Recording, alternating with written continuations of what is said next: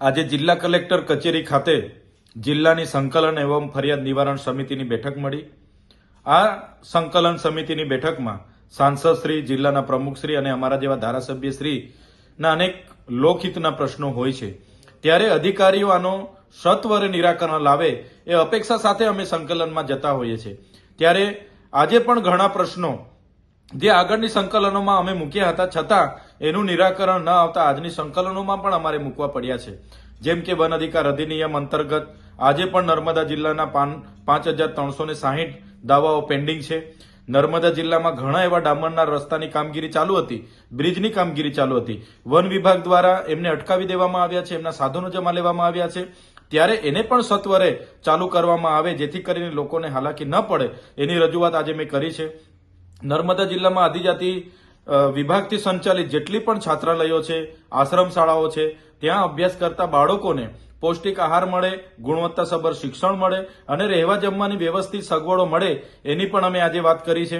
સાથે સાથે નર્મદા જિલ્લામાં જે ડોક્ટરોની ઘટ છે, સ્ટાફ નર્સની ઘટ છે, એવી ઘટ પણ પૂરો કરવામાં આવે અને નર્મદા જિલ્લામાં સબવાહિની નથી તો તમામ તાલુકાઓમાં પણ સબવાહિનીઓ પૂરી પાડવામાં આવે એ પ્રકારની રજૂઆતો આજે થઈ છે।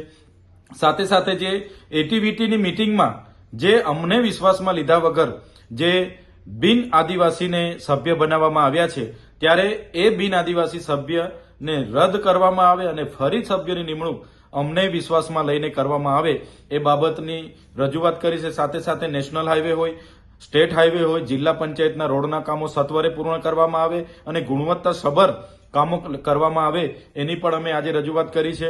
કરજણ ડેમના વિસ્થાપિતો હોય, નર્મદા ડેમના જે 6 જેટલા અસરગ્રસ્ત ગામો છે એમને પણ આજે વળતરથી વંચિત રાખવામાં આવ્યા છે, એમને પણ જમીનોમાં નામ નથી ચડ્યા, એમને પણ એમની જમીનો મળે એ બાબતની પણ અમે ચર્ચાઓ કરી છે। સાથે સાથે નર્મદા જિલ્લો અતિ પછાત જિલ્લો હોય ત્યારે નર્મદા જિલ્લામાં એને આગળ લાવવા માટે કઈ પ્રકારના પ્રયાસો કરવા જોઈએ એની વિશેષ ચર્ચા થઈ છે। ત્યારે ઘણા અધિકારીઓ નર્મદા જિલ્લાના લોકોનો વિકાસ થાય એમાં એમને રસ નથી એવું અમને લાગે છે। ઘણા અધિકારીઓ પોતાની મનમાની કરે છે।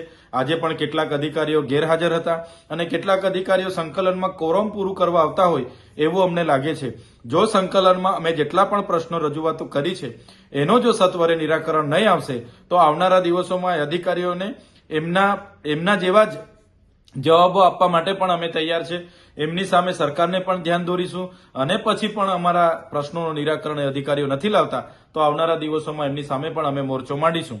આજે જિલ્લા સંકલનમાં અમને આશ્વાસનો મળ્યા છે, જો એ પ્રશ્નોનો યોગ્ય નિરાકરણ આવનારા દિવસોમાં નહીં આવે તો અમારે ચોક્કસપણે એ પ્રશ્નોને વાચા આપવા માટે એમની કચેરીઓ તરફ ધરણા પણ કરવા પડે તો ધરણા પણ અમે આવનારા ભવિષ્યમાં કરીશું।